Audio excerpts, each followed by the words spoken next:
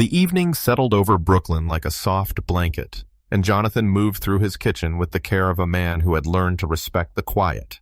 He washed a single plate, a single fork, and the coffee mug he always reached for without thinking. The hum of the old refrigerator felt familiar, steady as a heartbeat. On its door, a line of photographs held court, and his eyes paused the way they always did on a graduation picture, where a 17-year-old Rick stood between him and Margaret, all three smiling like the future was certain. He dried his hands and let himself ease into the leather armchair that had molded to his frame over the years. The cushion sighed under his weight. He could almost hear Margaret's low humming from those Sunday afternoons when the house smelled like pot roast and cinnamon. Families can find their way back, she would say, and sometimes the memory of her voice was so clear he found himself answering aloud. The phone rang, and something inside him tightened. The number on the screen landed like a pebble in a still pond and sent ripples through the room. Rick. For a breath or two he did not move. Then he answered and said hello, and his own voice sounded older than he remembered. Rick's voice came back, careful and uneven, the way it had sounded when he was a boy trying to explain a broken window. He said that he missed having his father around, that Emma missed him too, that it had been too long.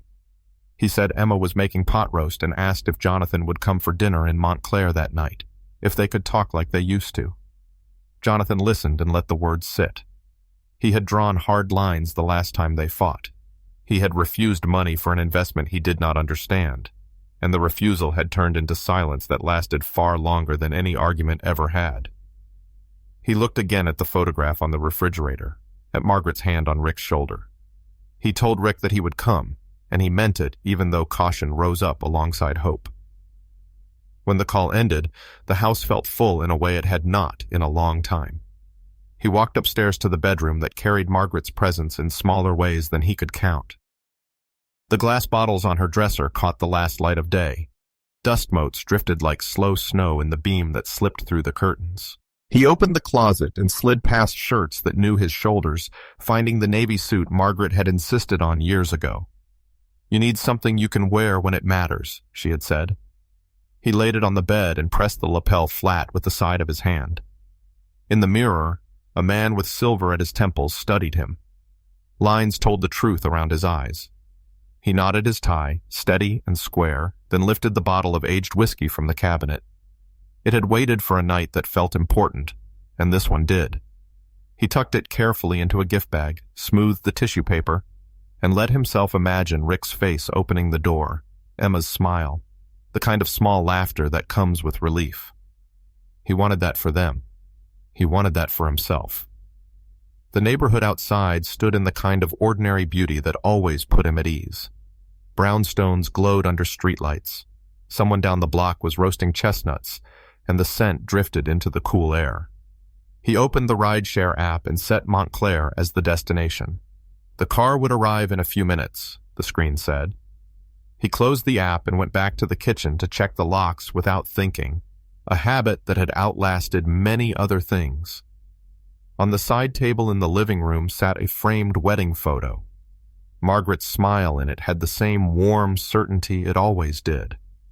He set the picture in his hands and felt the soft scratch of the cardstock against his palms. He told her quietly that he was going and that he was ready to listen if Rick was ready to speak with honesty. He put the photo back and stood for a moment, letting the hum of the refrigerator and the tick of the wall clock braid together in the room's gentle hush. He thought about the restaurants, the staff, who had become family one shift at a time, and the way Margaret had taught him to treat employees like people whose lives did not stop at the door. He thought about Rick at 5 years old, holding a baseball glove that swallowed his hand, staring up with a mixture of worry and determination. He let those memories steady him. Not every smile comes from kindness, Margaret had once warned, but she had always followed it with a reminder to stay open anyway. Kindness without naivete. That was the balance. The car pulled to the curb, and he stepped outside with the whiskey and a coat that carried autumn in its lining. He greeted the driver, exchanged a few words about the weather, and settled in as the city moved past the window. He had not been to Montclair in years. He pictured big trees, wide streets, the kind of houses that took up their space and drank the light. He checked the address Rick had texted and read it again just to feel its reality. The years of silence had been a long road. Maybe this was the turn. Traffic was light. His phone rested on his knee, face down, as if he did not want the world to interrupt. He let his thoughts wander to the table waiting for him, to the way pot roast would smell when the lid lifted, to the glass Rick would hand him when the toast began. He knew how such evenings were supposed to go. The hope of them tasted sweet. They reached the edge of the neighborhood where the houses grew taller and the lawns wider. He tipped the driver ahead of time in his mind, a small plan that felt right and orderly. He listened to the soft rhythm of tires on asphalt and let the ride stretch out like a breath taken slowly and released without hurry. Back at home earlier, he had moved through rooms that knew his footsteps, and now he moved through memories that knew his heart. The ring of the phone still echoed in his head, softened by the voice of a son who seemed to want a second chance.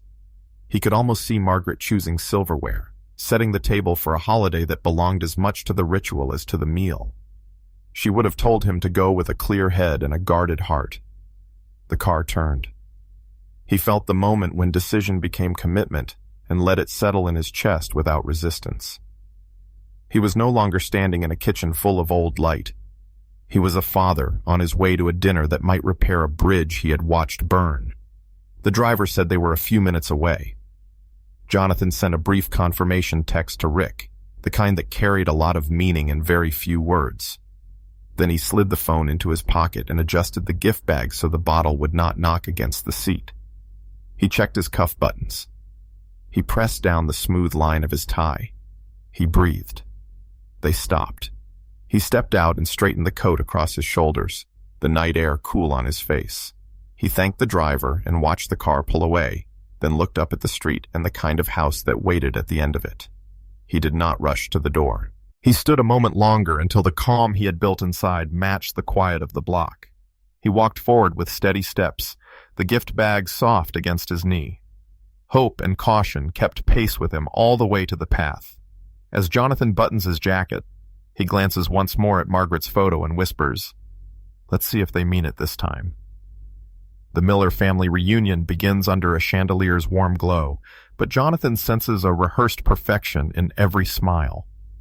The evening air in Montclair had the faint scent of wood smoke, and the trees lining the wide street stood like sentinels under a fading sky. The Uber slowed in front of Rick and Emma's home, its facade awash in the amber light spilling from tall windows. Jonathan stepped out, straightened his coat, and tipped the driver before turning toward the brick path. Each step felt measured, like he was walking into a photograph where everything had been arranged with deliberate care. Maria opened the door before he could knock. She was a small woman with dark hair pulled back neatly, wearing a crisp navy uniform. Her eyes warmed when she greeted him, but there was something else there too, something fleeting and unreadable. She took his coat with a quiet, "Welcome, Mr. Miller," and motioned for him to follow her into the foyer.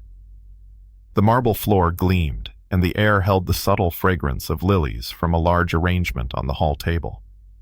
Rick appeared from the living room, arms open, his smile broad and almost boyish. He hugged Jonathan with a firmness that felt just a touch too staged. "Dad, you look great," he said, stepping back to take him in. Emma came next, her blonde hair catching the chandelier's light, her hands cool and soft as she clasped his. "We've missed you," she said, her voice smooth as polished glass. Jonathan returned their greetings, noting the precision in their words, the way their eyes seemed to check his reaction. They led him into the dining room, where the table looked like something from a magazine spread. White linen, silver cutlery gleaming, crystal glasses catching the light. At the center, a platter of pot roast sat ready, steam curling into the air. Emma gestured toward the whiskey bottle Jonathan carried, her smile widening. "You shouldn't have," she said, and Rick was quick to fetch 3 glasses. Maria moved silently in the background, refilling the bread basket, adjusting place settings that didn't need adjusting. Jonathan caught her glancing his way, quick and almost cautious, before she slipped back toward the kitchen. He settled into the chair Rick pulled out for him, taking in the chandelier's glow, the polished wood of the table, the faint hum of music from another room. They began with a toast, Rick lifting his glass high, speaking about family and second chances. Jonathan sipped, letting the whiskey roll over his tongue.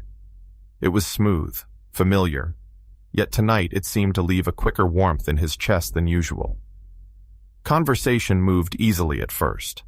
Updates on Jonathan's restaurants, Emma's new charity projects, the renovation of their upstairs guest suite. But soon, the questions sharpened. Rick wanted to know about his father's retirement plans, if he'd thought about consolidating assets.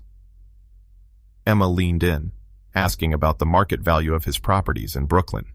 Jonathan answered politely, steering the talk toward lighter ground when he could. Still, the questions kept circling back, wrapped in concern, but edged with purpose. He noticed Maria again, this time standing just inside the doorway, with a pitcher of water. Her gaze met his for a second, long enough for him to see something like urgency there, before she turned and disappeared into the kitchen. Rick refilled Jonathan's glass before it was empty, urging him to drink. The room felt warmer now, the edges of conversation softening in his ears. He shifted slightly in his seat, a faint dizziness whispering at the back of his mind. He wondered if it was the whiskey, or perhaps just the long day catching up with him. He lifted his glass halfway to his lips, then set it down without drinking. The chandelier's light seemed to brighten just a fraction, and Emma's laughter rang out, quick and melodic, as if to smooth over a pause no one had named. Rick launched into a story from his college days, but Jonathan only half listened. Something in the air, beyond the scent of roast and rosemary, felt heavier than it should. His phone buzzed against the wood of the table. He glanced down and saw a message from an unknown number. The letters were stark, without punctuation, standing out on the small screen. Get up and go. Don't say anything to your son. The glass before him caught the chandelier's light in a sharp, glinting line. The laughter at the table went on, but the room had shifted. Jonathan kept his expression steady as the message burned in his mind. Jonathan kept his face calm, but the message pulsed in his mind like a steady drum. He slid the phone into his pocket and set his napkin on the table with the quiet care of a man standing up from a church pew. He smiled an apology and said that he needed a moment, that the rich food and the long day had caught up with him. Rick pointed him toward the hallway, second door on the left, and Emma's hand brushed his sleeve in an affectionate gesture that did not quite reach her eyes. The chandelier glowed behind him as he stepped out, and the house that had seemed so welcoming a few minutes earlier now felt like a stage set waiting for the next cue. The hallway was a gallery of curated art and soft lighting. Jonathan walked past the powder room without slowing. He kept his steps even as he aimed for the swinging door that marked the kitchen. When he pushed through, the air cooled a few degrees. Maria stood at a wide sink with a neat line of crystal glasses beside her, each one shining as if it had a job interview. She did not turn her head, but her shoulders drew tight for a heartbeat, as if acknowledging him without breaking the invisible line she had drawn for herself. The back door stood beyond the island, and he moved toward it as if he had every right to know where it led. Outside, a manicured lawn spread like a green carpet under the motion lights. The air smelled faintly of cut grass and distant wood smoke. A gate at the rear of the property opened to a quiet street where the houses seemed to breathe in unison.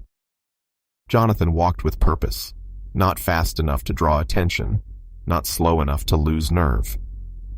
On the sidewalk, he pulled out his phone and ordered a car to a corner a block away. The app said 5 minutes. He breathed once, twice, a third time, then looked back toward the tall roofline that hid his son and daughter-in-law from view. The phone buzzed again, and he dialed the number that had sent the warning. A voice answered, careful and steady, the way a person speaks when each word carries weight. The voice told him he was not safe at that table, not safe with the whiskey in his glass. The voice told him Rick owed $2.3 million to people who did not wait patiently for missed payments. Jonathan felt the world tilt not in a dramatic swoon, but in a slow recalibration of what he thought he knew about his own child. He asked who was speaking, and the voice said that identity could not be shared, that the truth itself was more urgent than names. The voice described a plan formed over the past week, a plan to lace his whiskey with a drug called zetrolium, a compound that made judgment soft and memory unreliable. Under its influence, the voice said, a man might be led to sign documents that he would never sign in the light of a clear morning. The words dropped one by one into the space between his ribs.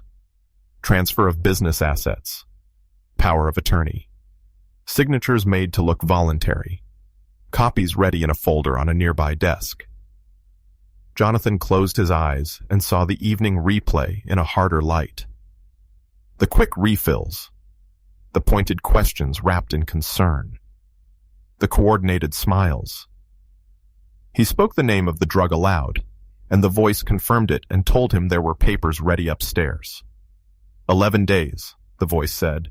That was the deadline before the debt came due, with consequences that no honest man should have to imagine. He asked how the caller knew these details. The answer came softly. Because some people talk around those they think do not matter, and some people listen.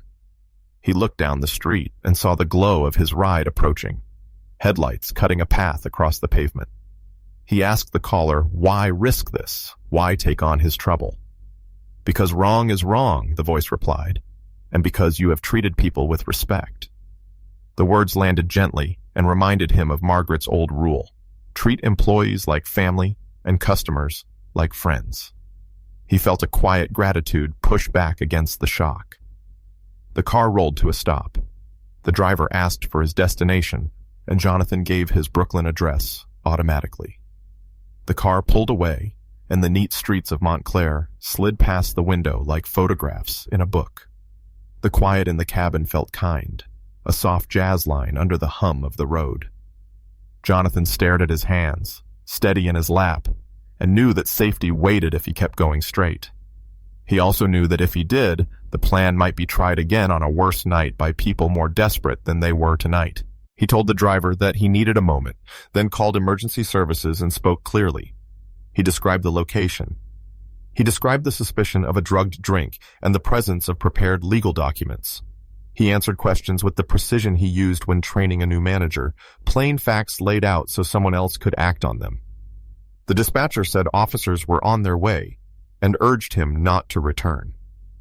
He thanked them, ended the call, and sat with the weight of two choices resting on either palm.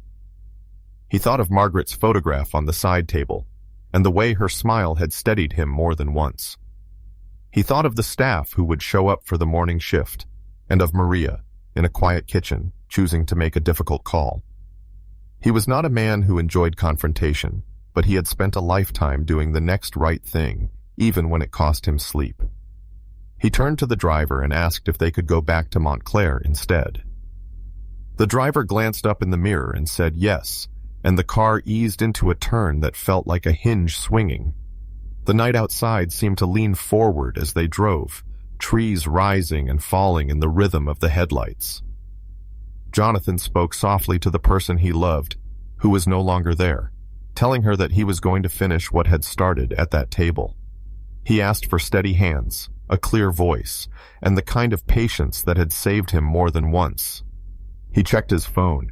3 missed calls from Rick sat on the screen like knocking he could not answer. He put the phone face down and set his shoulders. The neighborhoods changed again, larger houses returning to the edges of the road. The sky pressed low in a way that only made the stars brighter between the branches. He did not rehearse speeches. He did not plan for any grand moment. He simply imagined standing in the doorway and telling the truth with plain words. He took one slow breath and then another until the air felt solid in his chest. As the Uber turns back toward Montclair, police cars without lights pass them in the opposite direction, heading for Rick's neighborhood. Jonathan steps back into the dining room, carrying the calm of a man who knows more than his hosts realize. The chandelier threw soft circles of light across the polished mahogany, and the room had been tidied in his brief absence, as if the house itself wished to deny that anything had gone wrong. Jonathan returned to his chair at the head of the table, thanked Emma for the water she offered, and folded his napkin with the small, unhurried gestures of someone who intends to take his time. Rick watched him closely, trying to measure what this new calm meant. He smiled, a little too brightly, and launched into a story about an old client from his real estate work. The names came quickly, the numbers even quicker, and yet the story itself did not hold. Emma sat angled toward Jonathan, a gracious hostess in a silk dress, her hands resting lightly on the tablecloth. The corners of her mouth were turned up, but there was tension in that smile, a stillness that belonged to a picture frame rather than a person. Jonathan asked for a moment before any more wine, careful to keep his tone light. He spoke of small things, the kind that put space back into a room. He said the pot roast reminded him of Sundays when Margaret would lift the lid and pretend the steam was a secret carrying a message to the next room. He asked Rick if he remembered helping peel carrots on a wooden stool that wobbled unless you stood on one leg. The memories were gentle and ordinary, and for a minute the three of them floated on that safer water. Then Rick stood and went to the sideboard. He reached for the whiskey bottle that sat beside a tray of cut crystal. His hands were steady, but the silence made each movement sound louder than it should have. He selected 2 tumblers and measured out generous pours, then paused as if waiting for a cue that did not come. Emma leaned forward, her bracelets making a soft chime. She suggested a quick toast to the past and to a better future, to a family that had found a way back. Her voice was smooth, and yet the eagerness in it pressed against the edges of the words. Jonathan nodded, grateful for the water he had already sipped. He settled deeper into his chair and asked almost idly whether Rick remembered their first father and son baseball game, the one that ended when the sky went purple and the outfield lights blinked on all at once. Rick laughed, a touch too loud, and said he did. He lifted the whiskey and came back to the table. Jonathan watched how long his son lingered over one glass compared to the other, how he tilted the bottle, how his eyes flicked toward Emma after he set the heavier pour at Jonathan's place. He did not reach for it. He rested his forearms on the table, the old habit of a man who knew that patience could be stronger than any sudden move. He talked about the day Rick was born, how long it felt, how Margaret kept insisting she could tell by the sound of the hallway footsteps when the nurse was coming back with good news. He did not embellish. He did not accuse. He simply offered the kind of story that stretches minutes into a soft rope you can hold and use to pull everyone forward. Emma stood from her chair and moved behind him, laying her hands gently on his shoulders, a gesture that could be read as affection. She squeezed just a little, not enough to hurt, but enough to carry intent. "You are such a wonderful storyteller," she said, and suggested that they raise their glasses while the whiskey still carried its warmth. Jonathan smiled up at her without looking at the drink. He let the pause widen until it felt like a doorway someone else would have to walk through. Rick cleared his throat and said that his father's voice made old stories sound new, and that he would be honored if his father would make a quick toast. He nudged the glass closer, its amber catching the chandelier's light. In that light, Jonathan noticed something settling and then lifting again when he drew the glass a fraction of an inch. A fine dust or a sediment, nothing you would see in a dim room or with a hurried glance. It caught the eye only if you were looking for it. Jonathan turned the glass in a slow circle, admiring what he called the color, which was true enough, and asked if anyone remembered the summer they fixed the leaky sink and ended up eating sandwiches on the back steps because the kitchen had turned into a small river. Emma let out a sound that wanted to be laughter. Rick offered a quick smile that did not reach his eyes. Maria stepped in quietly with fresh water and a small plate of sliced fruit. She placed the plate near Jonathan's elbow with hands that trembled once and then went still. When her gaze flicked up, it met Jonathan's for a breath. He registered a plea there, or perhaps a prayer, and gave the smallest nod a man can give and still mean it. He kept speaking, telling Rick how the doctor had reassured them, and how Margaret had not believed him, not because she was stubborn, but because she knew her own body the way sailors know the weather. He traced the memory with the ease of a man who had told this story before, and yet tonight every syllable felt like a tool with a proper use. He did not drink. He did not accuse. He held the room by refusing to hurry. The house itself seemed to lean in, the way old houses do when something important is being decided. Somewhere, a vent clicked and settled. Far off, a car rolled past on those wide Montclair streets where the early leaves were beginning to gather along the gutters. Jonathan could feel the shape of time now, its edges sharper than they had been an hour earlier. He let the silence come and go, making space for footsteps he expected would arrive soon. Emma tried again. She reached around to brush a bit of lint from his sleeve that did not exist and suggested that strong whiskey deserved strong company and a quick salute. Jonathan thanked her and said that patience made everything taste better, which happened to be one of Margaret's rules for gravy and also for life. He lifted the glass as if to savor the aroma, turning it just enough for the light to catch the swirl again, the faint dance of what did not belong. Rick's jaw tightened. He glanced at his watch. He tried to restart a laughter that would not quite take. He said they should not let good whiskey get warm. Jonathan kept his voice even and asked his son how he had chosen this house, what he loved about the street, whether the neighbors were kind, the kind of questions you ask when you want to hear a person answer in their own voice rather than in a script they have rehearsed. The room tightened.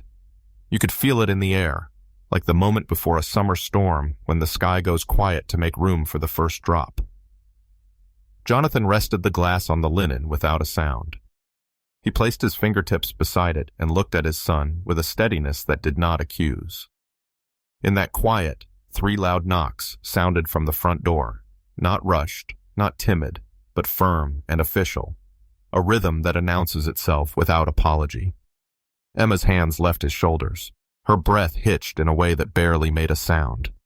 Rick stood too fast, the chair leg catching on the rug with a scrape.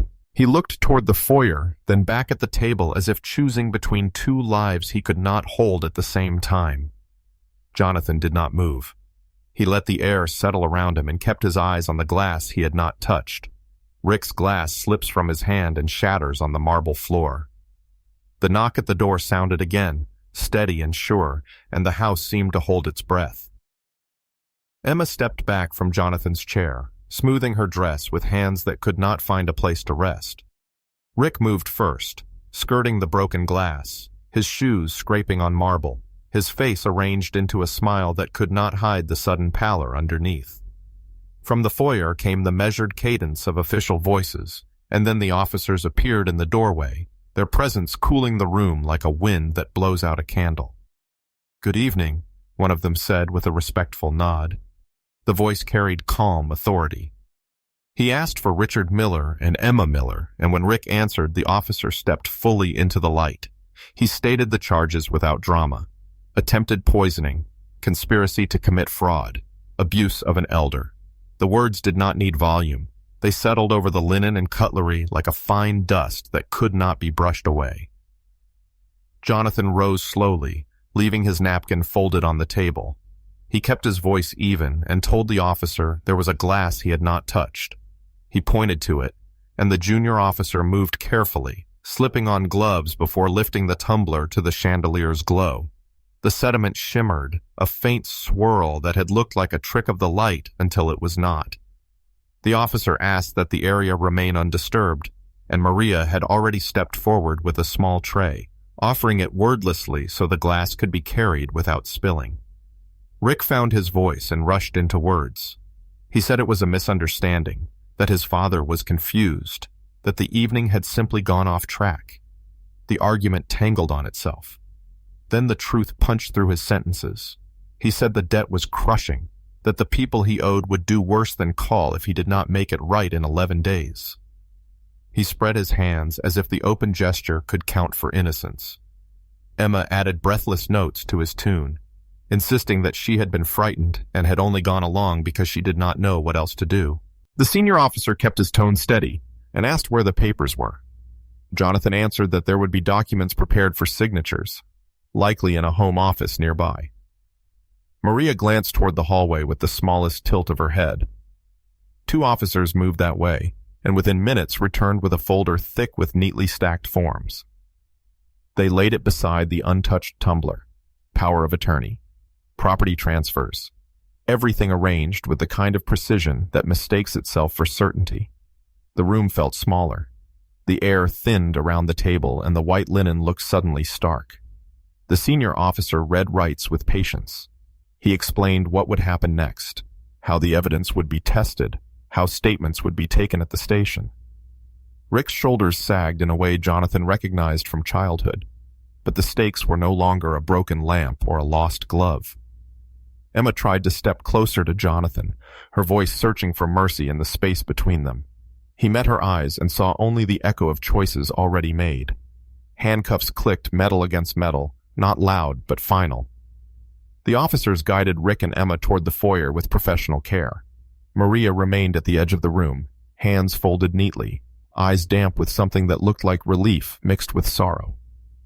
Jonathan thanked the officers for their measured handling, then asked if he should come to the station to give a full account. The senior officer said yes and offered him a moment to collect himself before they all left together. The ride to the station passed in a quiet that did not feel empty. The main room buzzed with its ordinary late-night rhythm of comings and goings. A detective with tired, kind eyes introduced himself as Harrison and offered Jonathan a seat at a desk set back from the noise. He asked for the story from the beginning. Jonathan gave it to him plainly, details placed in order, no speculation where facts would do. He described the text message, the dizziness that came too quickly, the decision to call for help, the return to the house.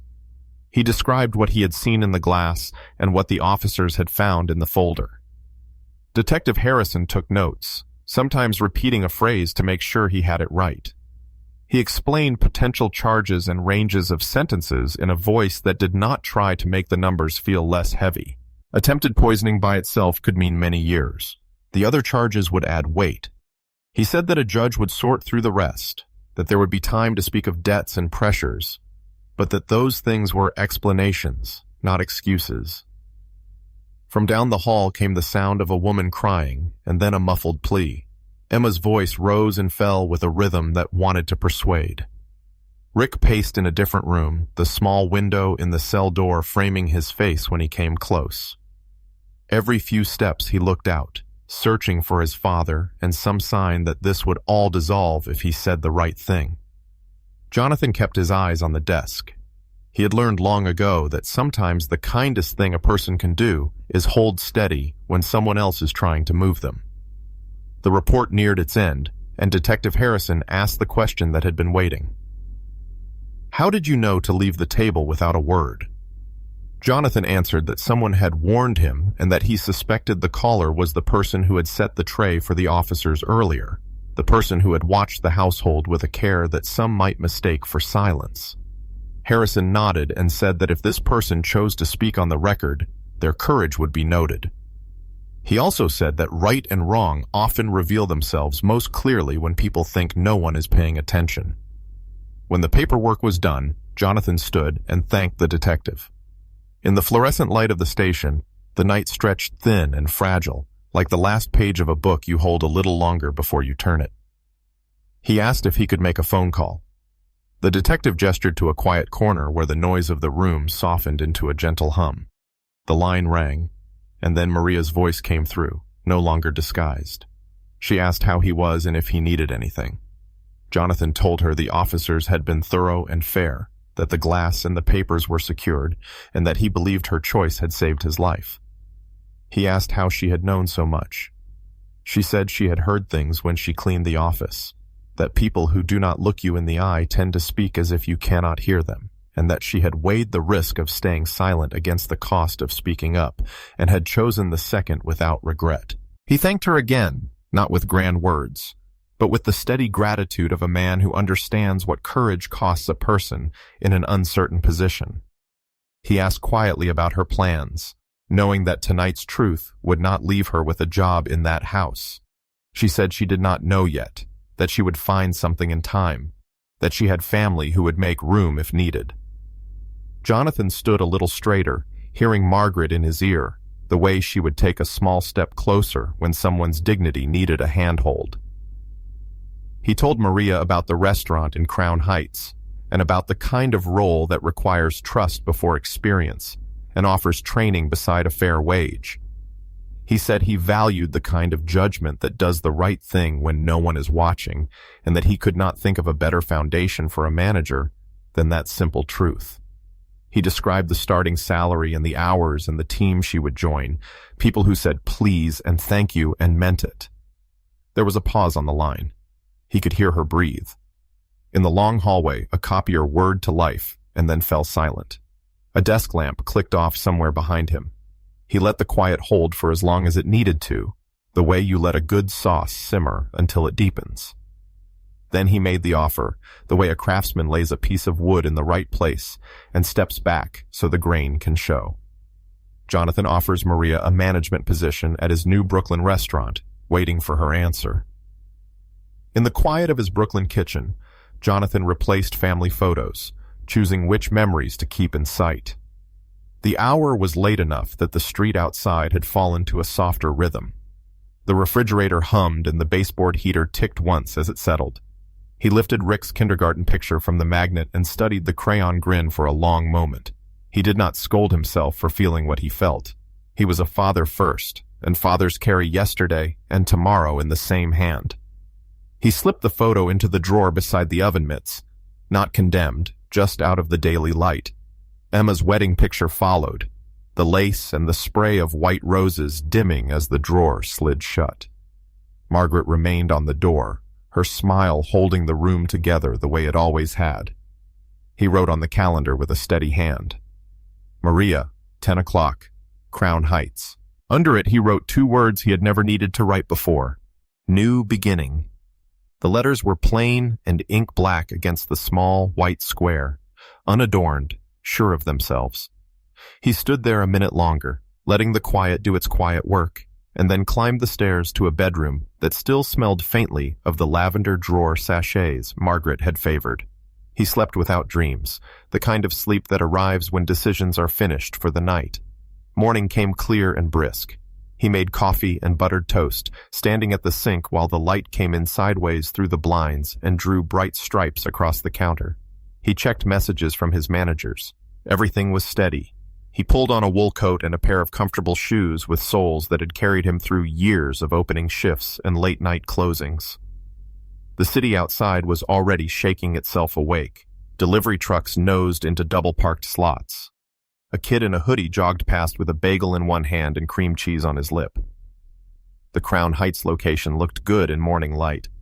The sign over the door had been repainted recently, and the glass pane shone so clean it barely seemed to be there. Inside, the place smelled like fresh coffee and warm bread. He greeted the prep cook in back, a tall young man with careful hands, and the barista setting up the pastry case, a woman who had an instinct for arranging croissants in a way that made them look like a promise. He told them to take a minute later to meet someone new, someone he wanted them to welcome the way they would want to be welcomed. At 9:59, the bell over the door chimed. Maria stood just inside the threshold, both uncertain and brave. She wore a dark sweater and a neat skirt and held her purse like a student holds a notebook on the first day of class. Jonathan stepped forward and said good morning, the same way he said it to staff he had known for years. He took her coat and introduced her to the team. He said her full name. He said she would be training for a management role. He said she had earned his trust, and the way he said it made it clear that trust was a currency worth more than most. They walked the floor together. He pointed out the things guests notice and the things they do not, but feel anyway. The warmth of a greeting delivered with eye contact. The way a wiped table should not smell like the cleaner it met. How to watch the door without staring at it. How to gauge a line and where to place a second register when the rush hits. How to step into a kitchen without adding noise to it. He explained cash outs and tip pools and the habit he had of sending someone home early with pay when the day had taken more than it should. She listened with the posture of a person who planned to remember. He took her into the office, a narrow room with a desk that was only as messy as it needed to be. He showed her the schedule and how he liked to balance strong closers with kind teachers on a weekend night. He went over the starter paperwork and the way he believed a handbook only mattered if the people holding it believed they mattered. He told her that if she ever had to choose between protecting a guest's dignity and following a small rule to the letter, she should pick dignity and then come tell him what happened. She nodded. He saw her glance once at the framed photo of Margaret on the filing cabinet, a picture from a picnic where the grass was too long and the sandwiches too simple and everything perfect anyway. They moved back to the front. The first wave of regulars arrived, the ones who knew the names of the staff and asked after their grandkids and knee surgeries and new apartments. Jonathan introduced Maria to each by name. This is Mr. Brooks, who insists he does not like scones, and then orders one every Friday. This is Ms. Hannah, who will leave half her muffin for later and forget it every time. Maria's smile found its footing. When a guest dropped a glove near the door, she saw it first and reached it before it hit the floor. When an older gentleman fumbled a credit card, she picked up the pen for him with a quiet grace that made the moment feel like nothing at all. Kindness without a speech. Competence without show. Late morning thinned the crowd. He brewed a fresh pot and poured 2 cups. They stood at the end of the counter near the window where the winter light softened people's faces as they passed. He told her about benefits, about how he liked to set goals in quarters rather than in vague someday talk, about the way a team gets stronger when a leader praises in public and coaches in private. She told him about a son in middle school who loved math and a mother who made arroz con pollo on Sundays. She said the station had called late to confirm she would be needed as a witness if it came to that. She said she would do the right thing again and again because she wanted her boy to know what it looks like. He nodded and said that was as good a reason as any to get up every morning. Afternoon tilted toward evening while they worked through small tasks that bind a place together. He showed her how to do the end-of-day count without losing the thread when a delivery arrived at the same time. She learned the register rhythms and where the mop bucket lived and how to place a produce order that would not overflow the walk-in. She wrote notes in a small spiral with a fast hand and neat print. He watched her handle a minor guest complaint with a calm apology, an extra slice of lemon, and a check back that did not intrude. It was the work of 1,000 tiny decisions and the quiet pride that comes when those decisions add up to a place people trust. He locked the front door as the last staffer waved goodnight. Outside, the street had deepened into evening. Shop lights flicked on one by one like a string being plugged in. He turned back into the hush of the closed restaurant and watched Maria walk the floor with a checklist. Not because she did not trust the closers, but because leaders learn the pattern before they change it. He felt something loosen in his chest, an unseen knot giving up its hold. Then he went home. In the kitchen, the calendar square with her name looked exactly as it had that morning, and yet it seemed fuller, as if ink could carry the weight of earned trust. He placed 2 plates in the dishwasher and wiped the counter with slow circles that Margaret would have teased him for making too wide. On the refrigerator door, her photo held the middle like a lighthouse. He stood in front of it until the hum of the room faded into a softer music only he could hear.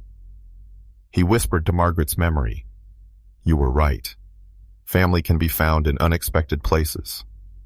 The night had grown quiet by the time I finally closed my front door. The hum of the city outside was faint, almost like the distant murmur of waves, and in that stillness, the weight of the evening settled in.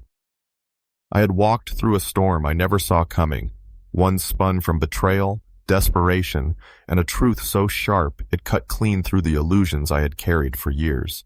Yet, even in the ruins of trust, there was a small, steady light, a reminder that courage can come from the most unexpected places, and that sometimes salvation wears humble shoes. What happened in that house will stay with me, not only for the danger it carried, but for what it revealed about human nature. I learned that dignity is not something we are given. It is something we protect, quietly, but firmly, even when the people we love try to strip it away. To stand calmly in the face of deceit, to say no without shouting, to refuse to sign away not just property but your principles. That is its own kind of victory. And when a stranger risks everything to protect you, it's a reminder that kindness is a currency more valuable than gold. Like the steady lamp in a window on a foggy night, even the smallest act of decency can guide you safely through life's darkest turns. I have seen enough years to know that life will hand you trials that bruise the heart. Some wounds are made by enemies, and some, far deeper, by family.